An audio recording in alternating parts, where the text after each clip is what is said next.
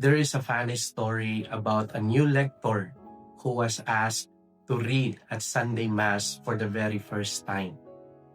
Because it was his first time, he was nervous, shaking, and trying his best to get through the reading.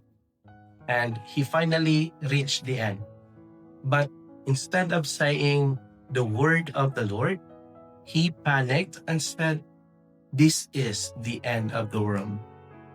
And the whole church, not knowing what to do, still answered, "Thanks be to God."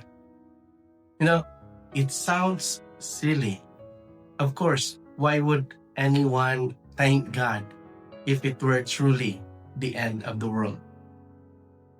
But maybe without knowing it, that lector spoke a little truth.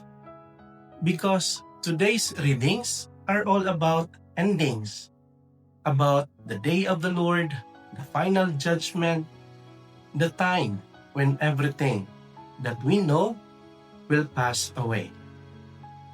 In the first reading today, the prophet Malachi speaks of a day that will be like a blazing oven. And that sounds frightening.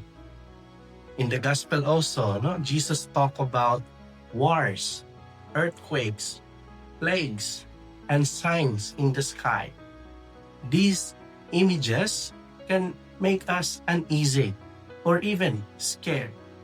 And we might wonder, why does God allow this? Why should we say, "Thanks be to God," for something so frightening? But Jesus is not telling us these things to scare us. He is telling us so we can prepare, so that we can stay faithful and remain hopeful. The end of the world, or the end of our personal life, is not meant to be a horror story for believers. It is meant to be a promise. The promise that God will set everything right. When we look at the world today, it is easy to feel discouraged. Sometimes it seems like the people who try to live good and honest suffer the most, while those who cheat, those who lie, or treat others unfairly seems to get ahead. We have moments when we want to ask God, "Lord, is this fair? Do you see what is happening?" And the answer of today's reading is yes. God sees everything. God will not let injustice win forever. There will be a day of truth. There will be a day of justice. The reward of the faithful may not always come in this life, but it will come fully, completely, and beautifully in the life that never ends. That is why Jesus tells us, by your perseverance, you will secure your lives. Perseverance means holding on to goodness, even when it is hard.